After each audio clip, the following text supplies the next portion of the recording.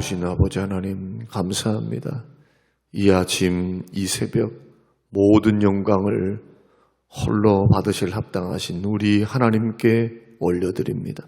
마음과 생각을 모두 주께 집중하게 하시고 눈을 들어 주를 보게 하시되 우리의 마음의 중심이 흩어지지 않게 하시고 다시 한번 흩어졌던 생각, 혼란스러웠던 많은 일들을 뒤로 하고 그리스도께로 우리의 생각과 마음이 집중되게 하옵소서.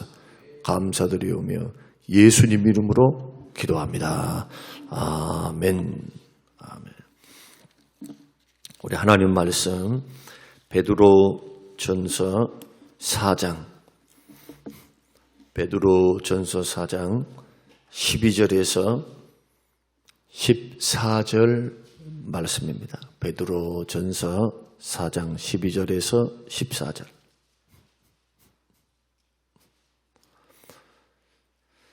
사랑하는 자들아, 너희를 연단하려고 오는 불시험을 이상한 일 당하는 것 같이 이상히 여기지 말고 오히려 너희가 그리스도의 고난에 참여하는 것으로 즐거워하라.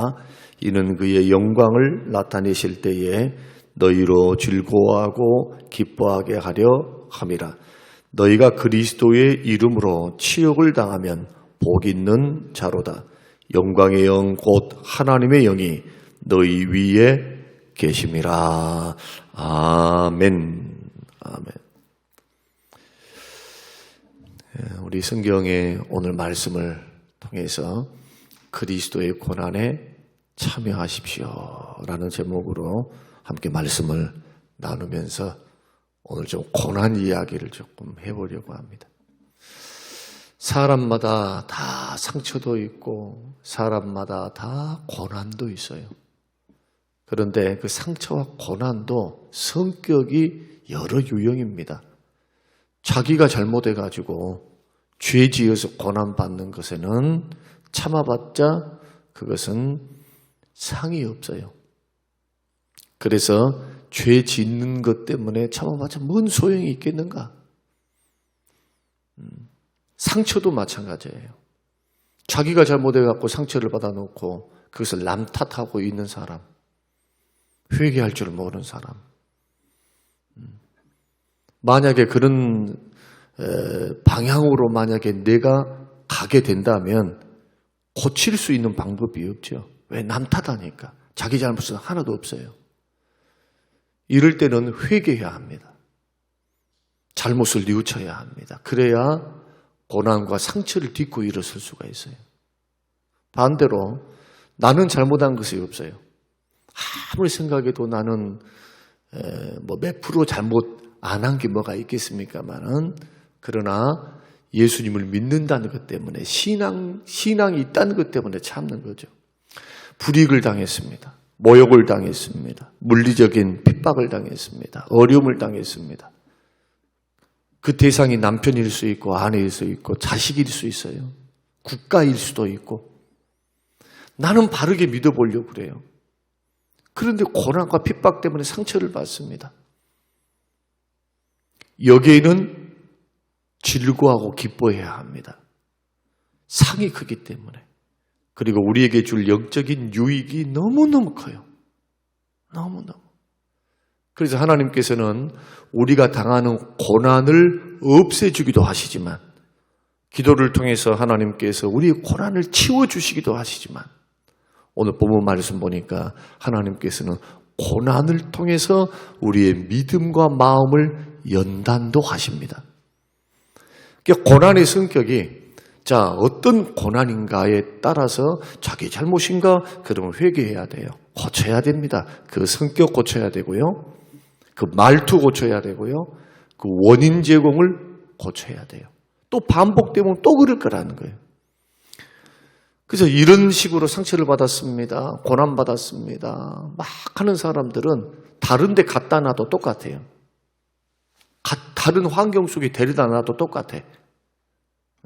똑같은 습관, 죄된 습관, 잘못된 판단, 잘못된 생각이 그 사람의 마음에 있기 때문에 이것이 변화되기 전까지는 행복이 없죠. 성장도 없고.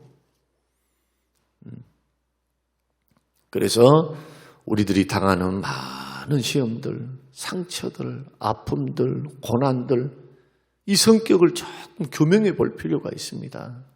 나의 실수 때문은 아닌지, 내가 원인 제공은 아닌지, 아니면 오해 때문이 아닌지, 나는 정말 그리스도를 믿는 믿음, 나는 믿음대로 잘 해보려고 하는데 오해를 받아서 그렇게 하는 것인지, 지금은 정부로부터 물리적인 핍박보다는 총칼로의 핍박이나 경제적인 압박의 핍박보다는 교회 안에서도 이러한 핍박과 어려움과 고난과 상처가 있고 가정 안에서도 있고 직장 안에서도 있어요. 차별 대우를 받는 거, 예수 믿는다는 것 때문에 왕따를 당하고, 군대에서는 예수 믿는다는 것 때문에 막 술 먹으라고 하면서 뭐 얼차리를 주고 하는 뭐 핍박과 고난, 어려움. 괜히 예수 믿는다는 것 때문에 미움을 당해서 그렇게 미워하는 사람도 있어요.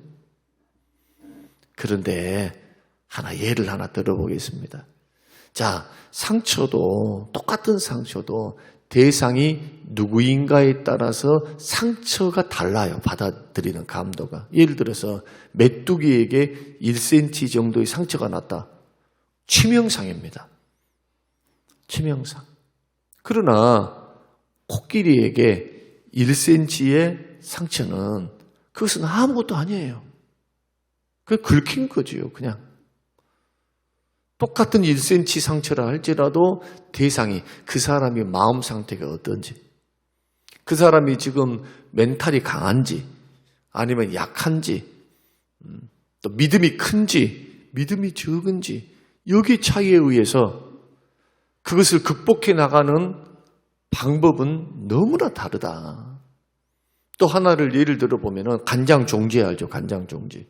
조그만 간장 종제기 있다가 물을, 자 보십시오. 물을 담고 소금을 한 스푼 딱 집어넣었어요. 그리고 녹였습니다. 짤까요? 맹맹할까요? 엄청나게 짜겠죠. 그런데 한 스푼의 소금을 강물에다가 던졌어요. 아니, 세수대야에다 만약 탔다 생각해 보십시다. 아마 맹맹하지도 않을걸요. 소금이 들어갔나? 안 들어갔나? 이것도 모를 거예요. 기계를 사용하지 않으면. 똑같은 한 스푼입니다. 그러나 이 한 스푼이 어떤 사람인가 도대체? 어떤 사람인가? 그 한 스푼에 해당하는 상처와 고난을 받는 사람이 누구인가에 따라서 이렇게 차이가 나요. 그래서 우리는 또한 어떤 생각을 가져야 하느냐. 교회 안에서 어떤 사람들이 막 이것 때문에 힘들어하고 저것 때문에 힘들어하고, 그런데 자기가 생각할 때는 그것은 아무것도 아닌데 왜 저것 가지고 이렇게 하지? 라고 생각하는 것은 어리석다는 거예요. 여러분은 그분들하고 달라요. 믿음도 다르고 인격도 다르고 상황도 다르고 정신 상태도 다르고 마음도 달라요. 마음도. 사람 시험을 잘 닦는 사람이 있어요. 예민한 사람이 있어요. 대신 반면에 무딘 사람이 있어요. 무딘 사람. 그것이 선천적이든 후천적으로 일어나는 방어 기제든 심리학적으로 말하는 방어 기제든 그것과는 상관없이 그 사람에 따라서. 그래서 상처받은 사람에 대해서는 일단 상처를 받았다, 시험이 들었다 하면 품어주고 들어주고 이해해주고, 그거 갖다 못하냐고 하면서 막 윽박지르면 상처에 소금을 끼얹는 것이 되는 거예요. 특히 자녀들에게, 특히 이제 커나가는 자녀들, 이런 자녀들에게는 무심코 던지는 말 한마디도, 우리는 권위자들이고 우리는 부모이기 때문에 자녀들에게는 그래도 부모거든요. 어른이거든요. 자, 목사가 예를 들어볼까요? 목사님의 말 한마디가 왜 그렇게 중요할까요? 목사님은 지도자이기 때문에 그래요. 같을 수가 없어요. 행동이 같을 수가 없고, 말이 같을 수가 없는 겁니다. 그래서 특히 상처를 받았다, 고난을 당했다 하면 같은 마음을 가져야 돼요. 슬퍼할 때 함께 슬퍼하고 기뻐할 때 함께 기뻐하라. 로마서에서 믿음으로 의롭다함을 받는 하나님의 백성들아, 믿음의 형제들과 함께 마음을 같이 하라. 슬픔에 동참해 주는 거, 고난에 동참해 주는 거. 일부러 고난받을 필요는 없지만 고난을, 상처를 보듬어 주는 거. 이게 예수 믿는 믿음의 사람들의 기본적인 마인드가 되어야 한다. 그러나 또한 만약에 믿음이 종재기가 돼. 믿음이 그릇이. 그러면 한 스푼의 고난이 그 속에 부어지면은 견딜 수가 없는 거예요, 짜서. 그래서 여러분의 믿음이 대야와 같이 크다고 생각 한번 해보십시다. 그러면 한 스푼의 고난이라고 할 때, 소금을 예를 드는 겁니다. 고난이 들어와 저게 뭔 소용이 있어요, 그게. 도대체 그것이 나한테, 여러분에게 어떤 의미가 있습니까, 고난이. 넉넉히 딛고 일어설 수 있는 거예요. 예수 믿는 사람은 하나님 앞에 두 가지 기도가 반드시 필요합니다. 하나님, 시험과 고난을 없애주세요. 이 기도도 필요해요. 하나님, 이 고난과 시험 없애주세요. 장애물들을 치워주세요. 어떠할 때 그런 기도를 해야 될까요? 감당할 수 없을 때. 감당할 수 없을 때. 너무 힘들어, 너무. 하나님, 이제 저에게는 에너지가 없어요. 하나님 도와주세요. 눈물로 기도하며 엎드려 기도하며 왜 하나님이 가만 계실까요? 감당할 수 있는 시험과 고난만 허락하실 텐데. 그런데 그조차도 상황과 환경이 과거에는 그걸 이길 수 있었지만 지금은 그런 상황이 아니에요. 내 마음의 상태가, 믿음의 상태가. 이럴 때 우리가 할 수 있는 방법은 주를 의지함으로 주님 치워달라고. 이제는 하나님, 나는 일어설 수 있는 힘조차도 없다고. 하나님 앞에 이런 기도, 다윗과 같이 그렇게 기도할 수 있어요. 다윗이 사울에게 쫓김을 당할 때 하나님, 저 군사들을 보십시오. 하나님, 나는 이제 너무 지쳤습니다. 너무 힘이 듭니다. 쟤들 가만두지 마세요. 모가지 댕강 잘라서 그 진노가 그 머리에 가게 해주세요. 얼마나 힘이 들고 화가 나면 그런 기도를 하겠어요, 하나님 앞에. 그것이 시편의 그대로 기도의 형태로, 시의 형태로 그대로 감정이 다 드러나 있잖아요. 그러나 또한 고난을 이길 수 있는 믿음 달라고 기도하셔야 돼요. 시험을 물리칠 수 있는 믿음 주세요, 하나님. 감당할 수 있는 힘을 주시옵소서. 그러면 전자와 후자에서 어느 기도를 더 많이 하셔야 될까요? 어느 상태를 유지해야 될까요? 시험을 감당할 수 있는 믿음. 그래서 그 믿음을 준비하는 거. 그치, 새벽 기도예요, 그게. 평상시에 여러분이 말씀과 기도 앞에 서 있는 것이 바로 시험을 대비하는 것이고 고난을 대비하는 겁니다. 믿음 약하면 천하 없어요. 요한 1서를 통해서 세상을 이길 수 있는, 세상이 뭐라고 했습니까? 그때 세상이 고난이라고 말씀드렸어요. 고난. 예수님이 내가 세상을 이겼다라고 하는 건 죄와 사망과 원수 마귀의 권세로부터, 그 세력으로부터 나는 이겼다, 그런 뜻이고, 요한 1서에서 말씀하는 세상을 이긴다. 세상을 이기는 이것이니 너희 안에 있는 믿음이다 라고 말할 때 이 세상이 뭐냐? 예수 믿을 때 오는 고난. 잘 믿으려고 할 때 세상은 우리를 미워할 수밖에 없어요. 왜요? 예수님을 미워하니까.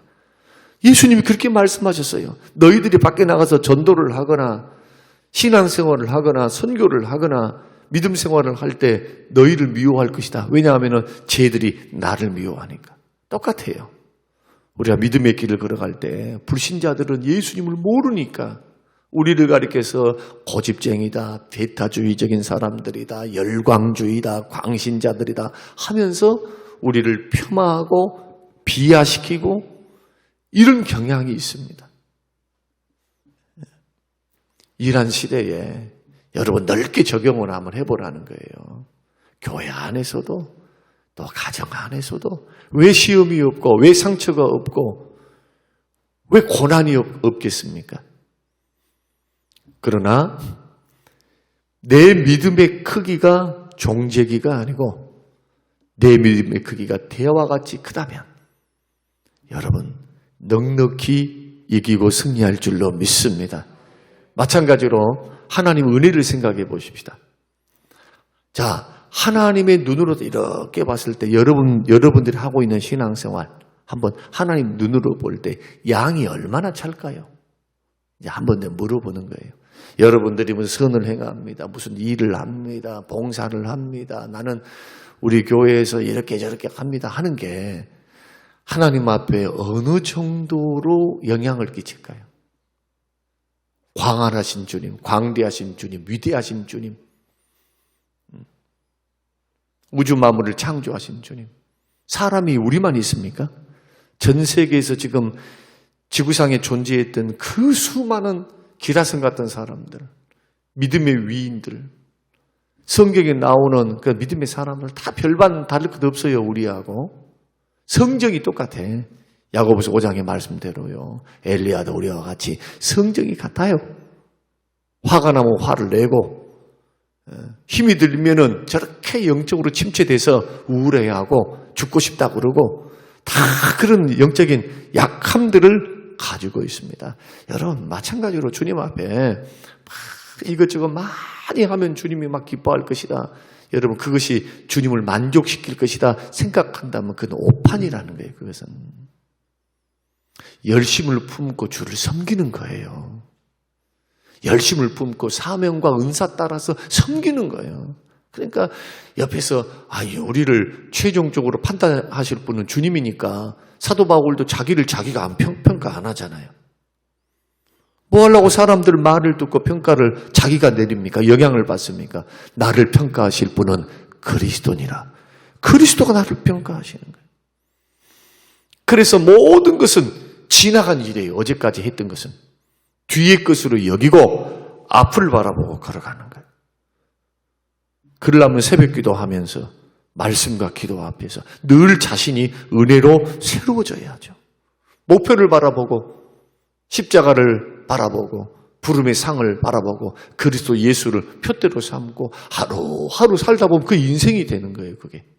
그것이 우리의 스펙이 되는 거예요. 신앙의 스펙, 하나님이 보시는 행위록에 기록할 스펙. 남들과 비교할 필요도 없고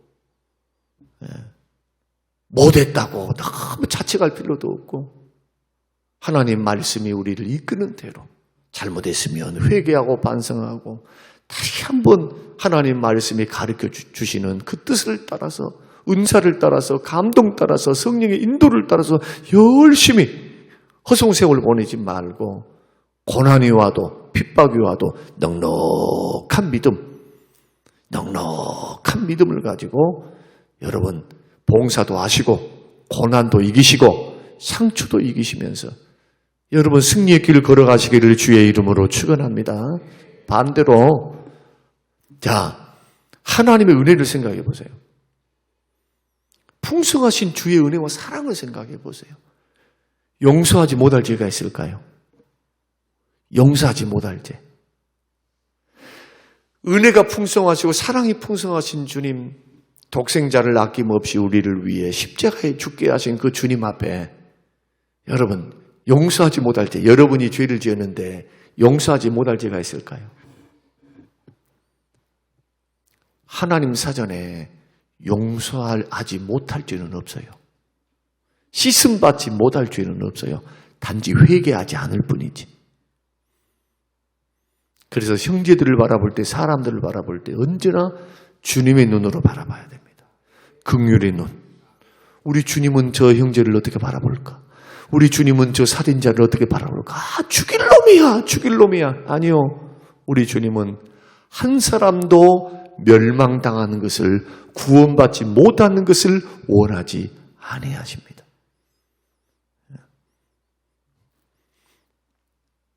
믿음의 결론, 오늘 말씀의 결론은 그렇습니다. 12절 사랑하는 자들아 너희를 연단하려고 오는 불시험을 이상한 일 당하는 것 같이 이상히 여기지 말고, 이상히 여기지 않으려면 뭐가 있어야 되겠어요? 믿음이 있어야 되겠죠. 믿음을 굳건히 가지고 대비하고 있어야죠. 언제든지 연단이 올 수 있다. 언제든지 상처받을 수 있다. 언제든지 마귀는 공격할 수 있다. 준비하고 있는 거예요. 준비. 무장하고 에베소서 6장에 있는 것처럼 전신갑주를 다 입고 언제 입어야 될까요?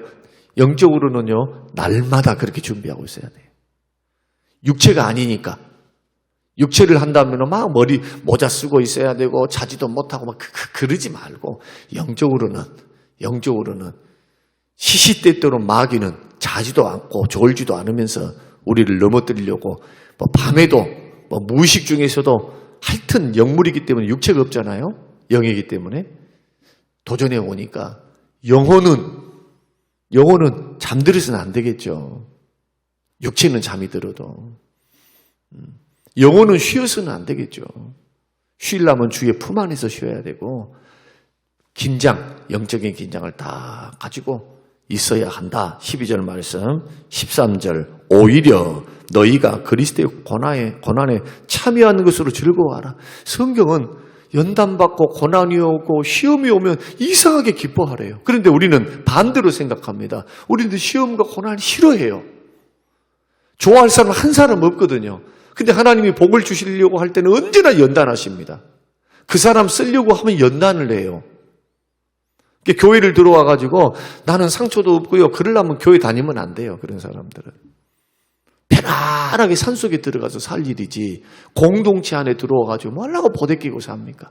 저 산속에 그냥 도피하고 도망가가지고 혼자 기도하고 있지. 새끼 밥 먹고 풀 뜯어 먹으면서 사람 안 만나고 그렇게 막 얼마나 속 편해요. 근데 이것은 죄송하지만 세상을 등진 거예요. 세상을. 우리의 사역터는 어디냐? 사람들을 속입니다. 세상인 줄로 믿으시기 바랍니다. 사람 두려워하지 말고 환경 두려워하지 말고 직면해서 뚫고 지나가야 돼요. 나는 성격상 안 돼요. 나는 이렇게 해요. 자기가 습관이 돼서 그러는 거예요. 습관. 경건은 훈련되면은 변화가 되는 거예요. 자기 성격은 잘 안 고쳐지지만 그러나 성령의 역사, 말씀의 은혜 앞에 서서 늘 고난과 연단을 대비하고 준비하고 이길 수 있는 강한 믿음을 가지고 서 있는 사람, 이런 사람들은 넉넉히 많은 사람들을 포용하고 그들을 생명의 길, 구원의 길로 인도할 수 있는 넉넉한 그릇이 된다. 그래서 하나님은 고난을 없애주기도 하시지만 고난을 보내서 사람을 연단해요. 마음과 생각과 믿음을 연단한다. 결론이 예수님의 고난을 한번 생각해 보세요. 우리가 당하는 불시험, 우리가 당하는 돈 문제, 자식 문제, 교회 문제, 관계 문제, 우리가 생각하는 여러 가지 유의 어려움이 있어서 상처받았습니다. 고난받았습니다. 힘듭니다. 괴롭습니다. 답답합니다. 이런 말 하기 이전에 예수님이 당하셨던 고난을 생각해 보세요. 우리 주님이 당하셨던 십자가의 고난. 높고 높은 영광 보좌에 앉아 계실 그 주님이 낮고 천한 육신의 몸, 죄인의 몸, 약한 몸을 입고 이 땅에 오셔서 그 수많은 수욕, 자기가 만든 피조물에게 모욕을 당하시고 모든 죄를 짊어지시고 머리에 가시면류관, 십자가에 못이 박혀 허리에 창이 찔려 물과 피를 다 쏟으시고 고난당하셨던 우리 주님을 생각해 보는 거예요.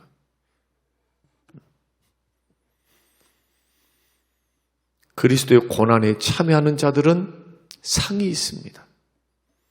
그날에 주님 나타나실 그날에 우리 주님 재림하실 그날에 상급 심판 받을 그날에 백보자 심판대 앞에 설 그날에 여러분 확연하게 드러납니다.